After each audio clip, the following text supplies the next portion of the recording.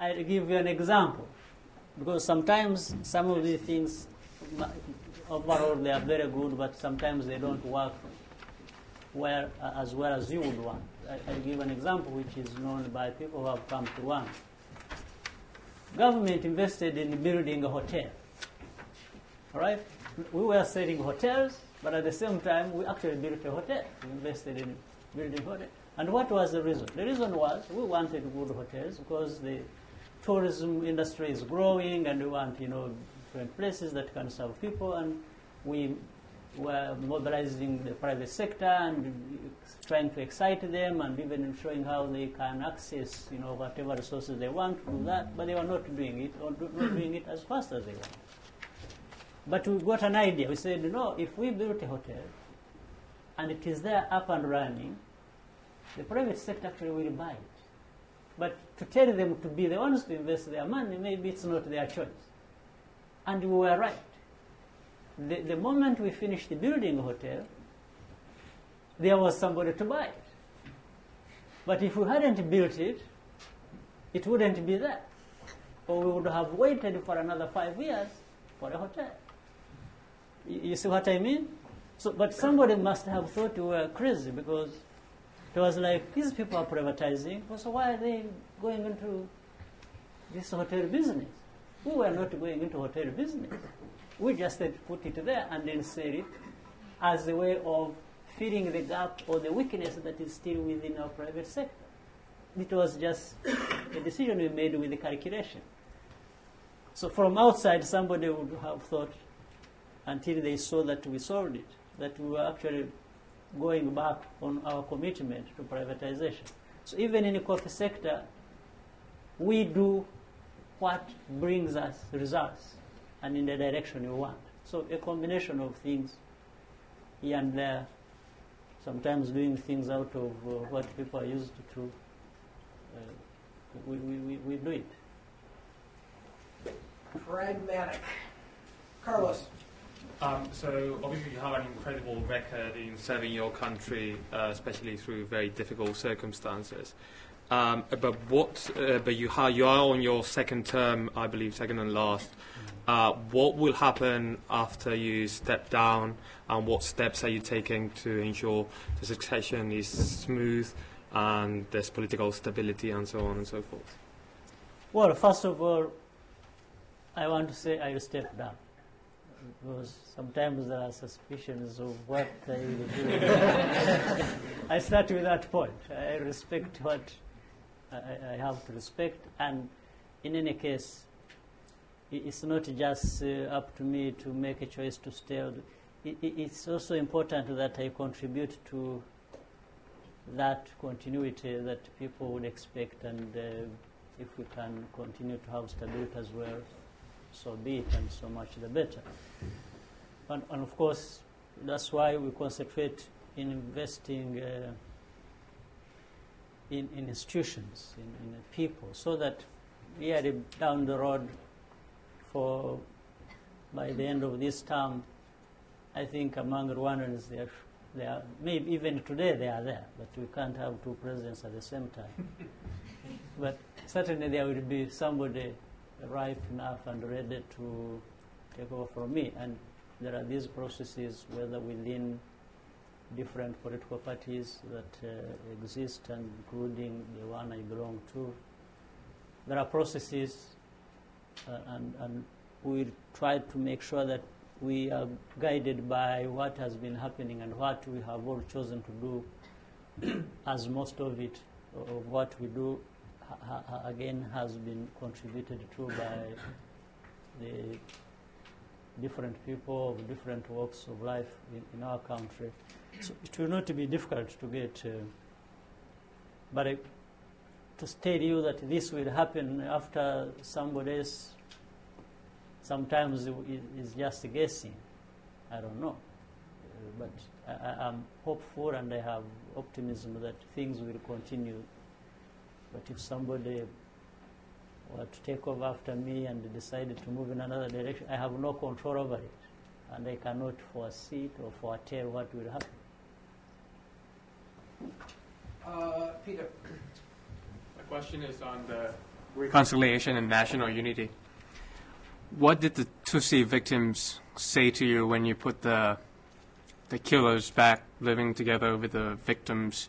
Did they really believe in it? And as a leader of a country, how did you do it so fast, and how did you foster like teamwork in order to achieve all this?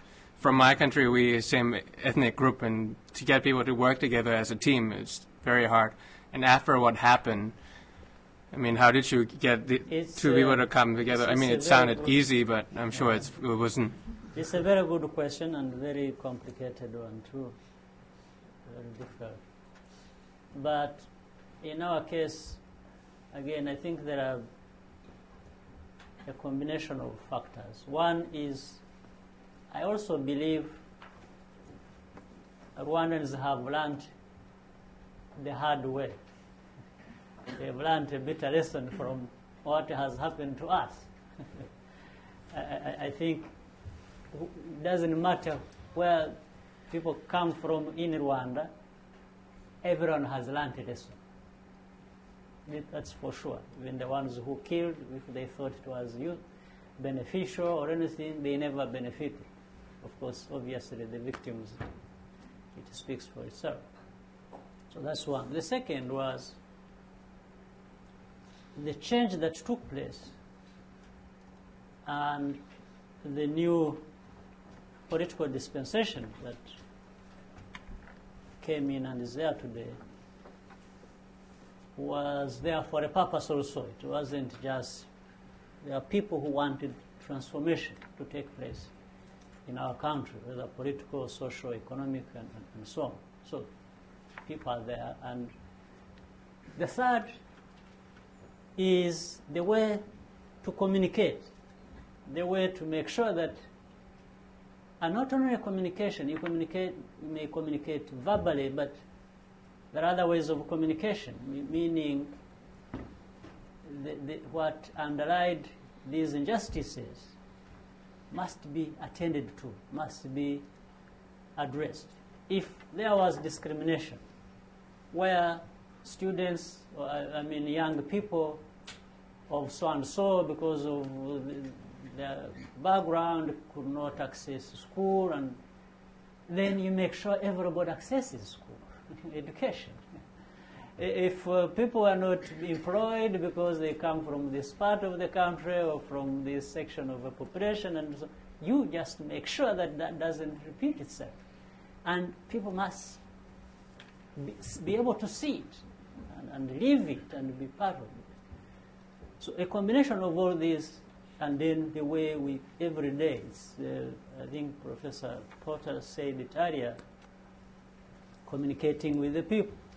You go to people, I have had opportunity all the time. I go to every district, every sector, every, the remotest part of our country. I sit with thousands, tens of thousands of people. We spend 5 hours, and we are just having a conversation. What's your problem? And then they also, to an extent, hold me accountable and say, President, you're not doing this for us. We want this done. I will explain. And, through that, we all own the problem. And together we find a solution. We don't have a situation where by the end one is accusing the other of this or of that. No, we become part of like a family, and we are sharing it. So this has helped a lot. The conversation, the communication, the very lessons, and we refer to them. We refer to those problems of our past. We discuss them openly. People have even come up to accept responsibility for different things and even asked for forgiveness and so on and so forth. And it's so the victims of, obviously it takes time, and you can understand it. Even we think sometimes we've made more progress than we expected to make. The way the victims have also become part of the solution, rather than continuing to be caught up in their their tragic history and lives they have lived. They've come forward and so it's amazing. Yes, sometimes you see it at play in the population and how people are responsive and how they come forward to find solutions. Okay, we have time for one very quick question, and then actually the president has agreed that we will all do a picture together, all of us. So I'm going to orchestrate that, but while I'm orchestrating, we'll do one more question from Gina. Thank you very much for coming. It was an honor and a pleasure. Do you have hope for the future? A lot of it. The hope is there. And, didn't hear the question. Sorry, they didn't hear the question. I asked whether he has hope for the future. hope for the future. I think that's the question. And you're saying a lot of it. It's not only me, it's every Rwandan who expresses that, and there are good grounds for which to have the hope, and it's the progress we've made together as Rwandans, and we'll continue to make. So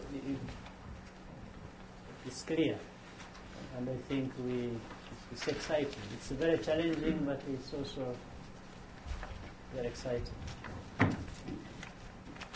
Okay, well, Mr. President, thank you. That was amazing. Thank you. And